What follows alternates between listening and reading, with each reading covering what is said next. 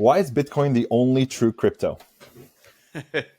uh, I wouldn't even call it a crypto. Like the way I see it, Bitcoin is an agreement on a fixed set of rules. And the reason we agree on this particular set of rules is because it's costlier to try to break these rules than to just follow them, which is not true for the cryptos. So what that enables is something on the internet that cannot be copied. Yeah. Which there can only, by definition, there can only be one such thing, since resistance to replicability is the very thing this thing is.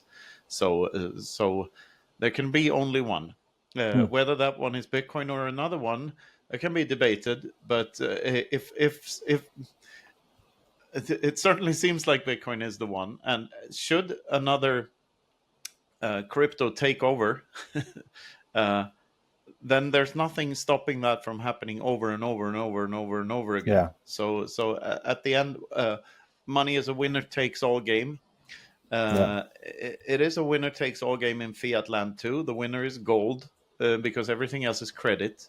So gold is like the prime. The gold definitely won the money game, and Bitcoin is taking over. So I think Bitcoin will take over from gold. So And Bitcoin that's is an incentive structure that works pretty simply. Yeah, it's a set of rules that provides an incentive structure that works, that makes it, that enables us to have this way of communicating with each other, where we can know that the other person has a number that cannot be copied. So you don't really own a Bitcoin. You just own you just know a string of information, like the private key or the location of the private key or whatnot. So you can Uh, access it. so you can act as if you owned them, but it's just information. So theoretically everyone on earth can own all the Bitcoin. We just don't know if they do or not.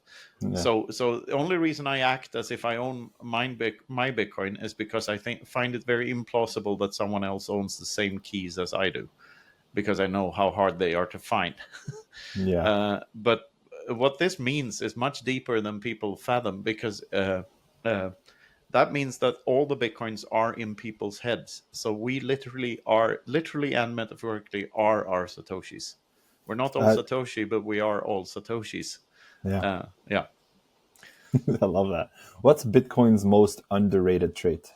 Yeah, it is just that they are a part of us, Yeah. making us incentivizing us to be awesome to one another. Hmm. So the success of Bitcoin is the success of other Bitcoiners. So I have an incentive to help you by saying yes to this interview. You have an incentive to help me uh, by interviewing me, and this goes for everything we do. We are incentivized to help each other in our endeavors, An as exchange long of as they value. are.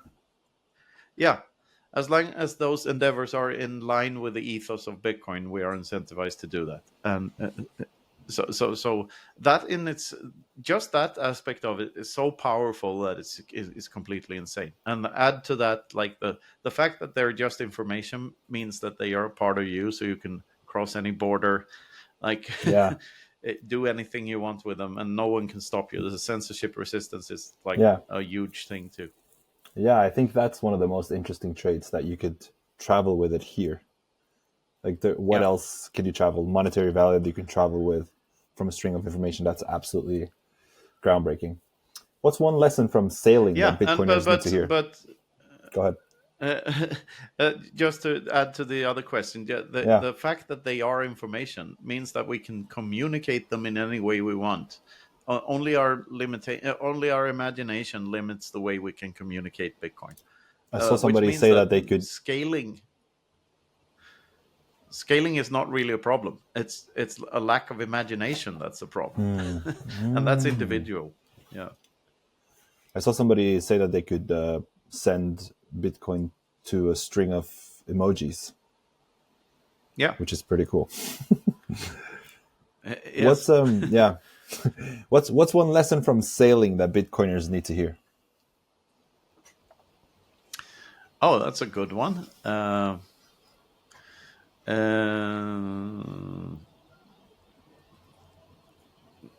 It's hard to sail against the wind, but it can be done if you know how to do it and if you know how to tack.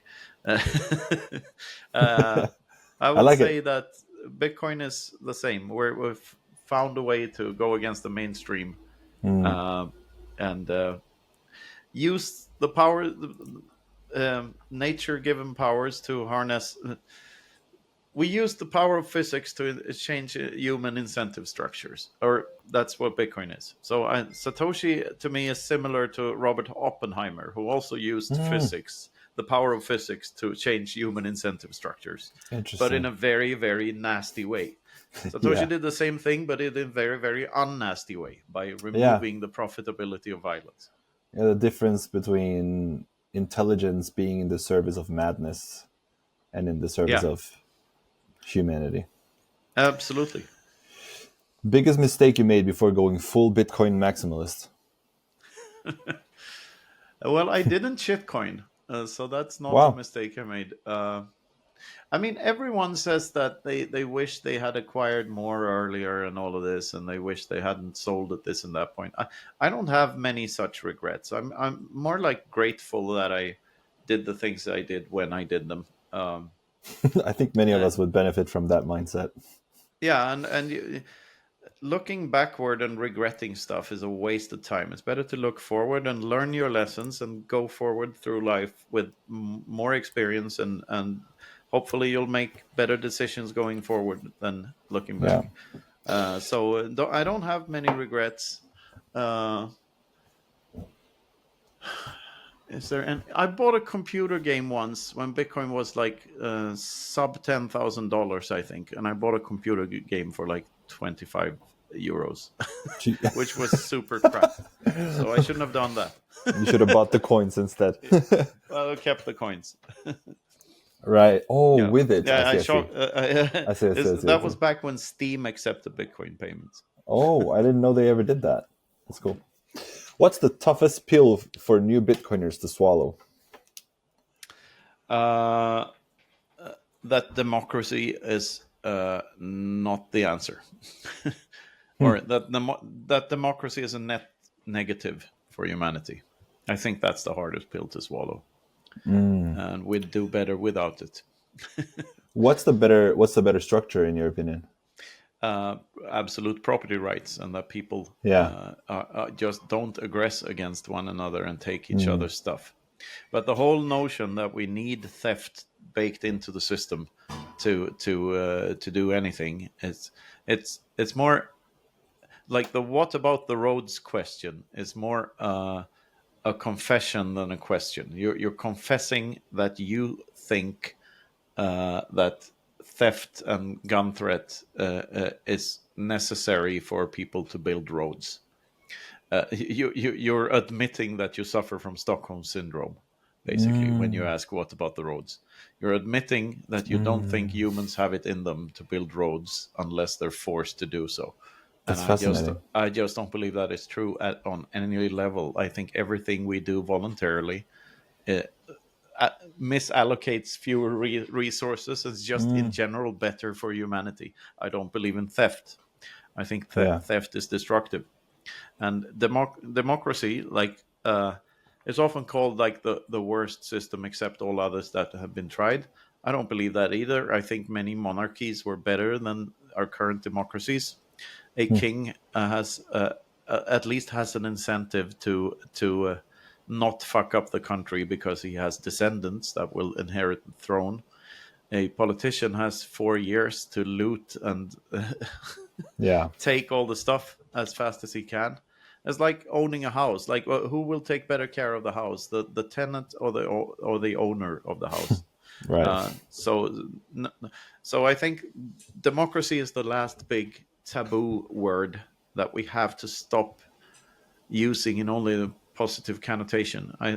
It's not what people think it is. Yeah, and everybody who claims they are a Democrat isn't. You can just look at their actions, and I mean, I'm not saying I've audited everybody who said that they have that say they're a Democrat, but I'm saying that like the Democratic Party in the United States, for example, or our democratic system here in Norway, is not democratic. Well, I would say to the contrary that it is democratic, and that is the problem, because democracy Interesting. allows four people to vote against the fifth. Like four people can agree that they should take the fifth guy's stuff. It Mm, still doesn't make it ethical. A popularity I see contest what you're saying. does not make theft more ethical. That's Yeah. just not true.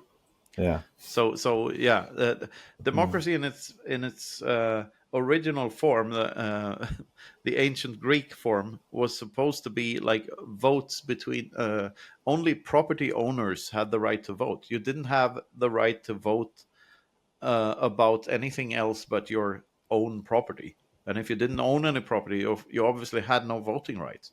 And I don't know why everyone seems to think that it's okay for someone to just vote their way into taking people's stuff. yeah. It's just a mystery to me that everyone on Earth seems to fall for this when it's Do you obviously a scam. it's obviously a scam, but do you think it has to do with the onslaught of constant information and news and No, I distractions think and it's just the way things played out. We've always had rulers, and there have always been psychopaths on top that think that they have the right to govern others without their consent. That's how yeah. human. That's how civilization has always looked like from barbarian war leaders to kings to democratically chosen leaders. So it's power hunger. It's power hunger, and they win if we legitimize them and say that it's okay for them to do these things. And Yeah. I don't think it is. Like, I think more people should be more disobedient and like follow natural law rather than legal law, which is man-made and not real. Yeah. Natural law, meaning the laws that govern you when you're alone in nature. Those are the laws that, and that includes non-aggression, by the way. Like you cannot. If I argue with you that human beings own their own bodies, you can argue against that, but you cannot argue against that without running into a logical contradiction, because Hmm. you have to use your own body, thereby proving that you own it, to make those arguments. You have to use your lips, your tongue, your vocal cords, your lungs, your brain, uh, all proving to me that you are in control of your body, or in other words, you own your own body. So if you claim that I don't, then you're not making sense to me. You Mm, see what I mean? And the yeah. same is so that if I find something in nature, like a stick or something, if I make something, if I build a house out of cutting down trees in the forest, uh, you have to convince me verbally that the house belongs to you and not to me. Uh, because if you take it, you run into a logical contradiction. You're acting against your own self interest because you're disrespecting me owning my own body. And thereby you say it's okay for others to treat you like that too and to take your Yeah. stuff. It sets a terrible So precedent. it's the non-aggression principle. That's how this works. It is civilization. The Hmm. non-aggression principle is what makes the whole thing go forward, and us to have, you know, this thing, James Bond's wet dream. Uh, Human beings took sand and made this just from free market signals. There is no great big plan. It's just, I need this, I need that from different continents, price mechanisms, allocate the resources where they're supposed to be, and now everyone on Earth can afford this. It's insanely powerful, and all of that is the free market. None of it is government intervention. The Yeah. only thing government intervention did is slow down the process. Yeah. If you weren't preaching Bitcoin, what would you be doing right now? Now I'd be preaching Austrian economics, I guess. or, Nice. or or maybe I would still be at my Fiat job, which I didn't hate, by the way. I just foresaw that I would hate it after a decade or so. My last Fiat job was an HR manager for a shipping company, and I found it quite interesting. Quite a lot of problem solving and thinking on your feet and shooting from the hip, which You I seem like. like, yeah, you seem to Um, be good at that. so yeah, I mean, I decided to quit Fiat when I felt I had the resources to do so, because unfortunately, in today's Fiat world, you need a bit of resources to even attempt starting a company and trying to support yourself by selling your stuff to other people. So it took a while for me to figure it out, but yeah, here I am. What's Fiat's worst lie in one sentence? That inflation is good for the economy. Yeah, that's predictable. It's One thing. obviously not. Yeah, go ahead. So Yeah, obviously not. ask yourself, if human beings practice doing something, if a human being practices doing something, do they usually get better or worse at the thing they are practicing? Better. Yes. So why aren't all prices falling forever? Yeah, It's that because the money simple. supply is expanding. Yes. And that is the greatest lie. Prices, stable prices, requires a whole fuck ton of theft by money printing. Yeah, So prices shouldn't be stable; they should drop forever. That's what the yeah, free market does, and yeah, that's what would benefit everyone, especially the poor, because they could yeah, afford more shit. So, yeah. but we just refuse to live in that for some odd reason and take this paper crap money. We behave Monopoly money. as if it's real, which is not. Yeah. One thing Bitcoin can't fix about the world. Itchy scrot.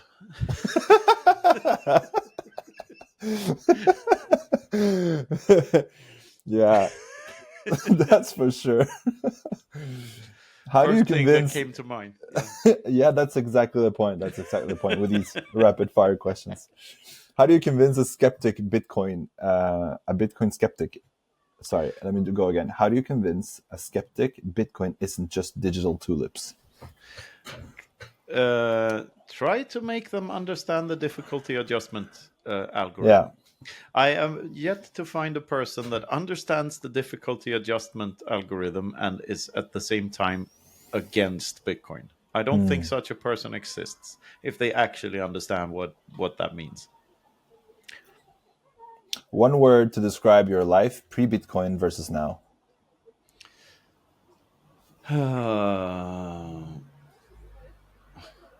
Closed and open. What's humanity's biggest flaw that Bitcoin exposes? The urge for there to be a free lunch.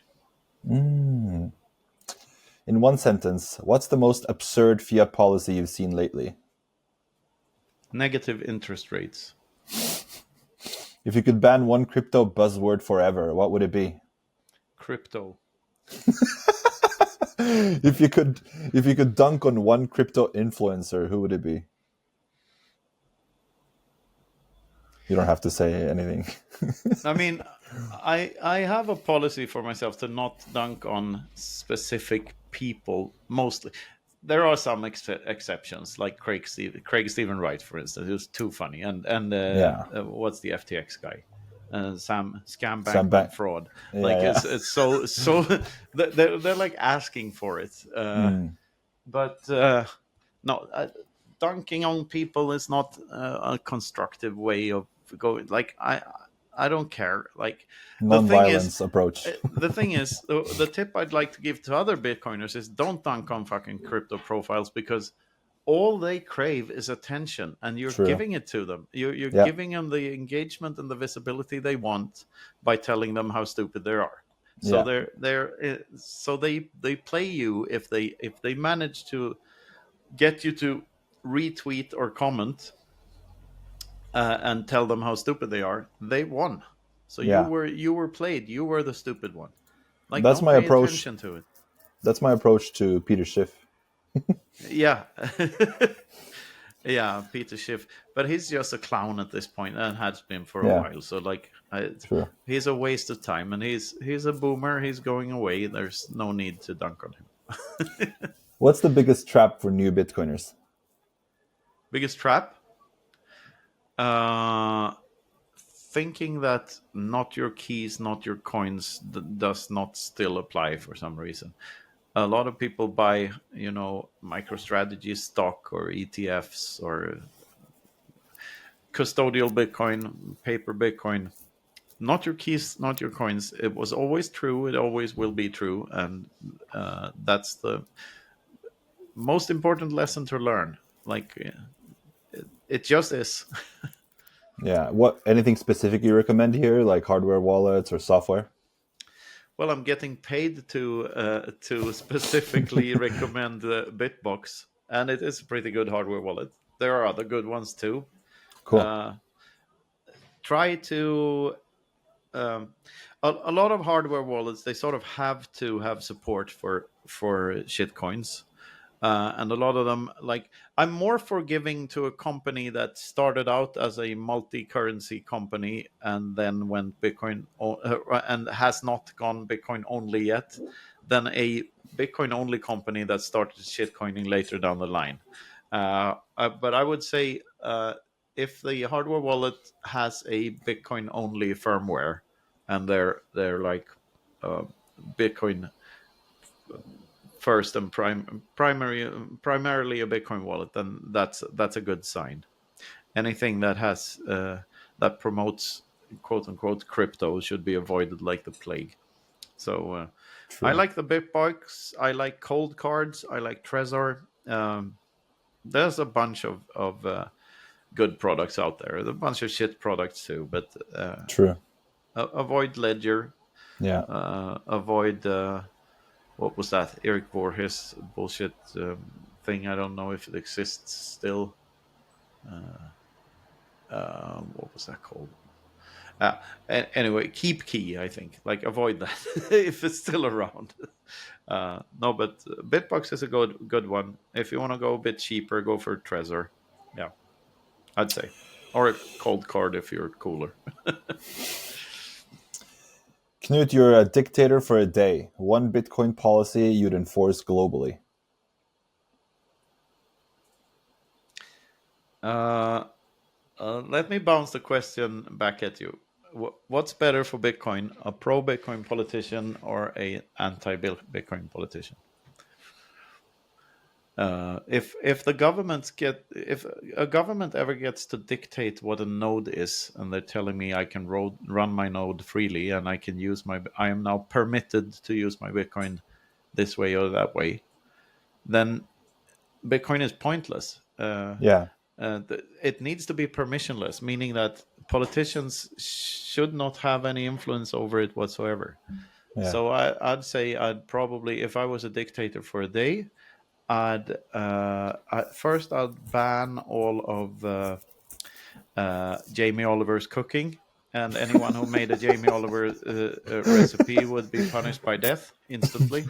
And then I'd disband the government and end all taxes and inflation. And then I'd move out of the country as soon as possible and buy an island somewhere. Yeah, that would be funny. What's one I'm dead non-Bitcoin? serious. I I mean, it would probably change something for the good. What's one non-Bitcoin book every Bitcoiner should read? Oh, so the libertarian literature.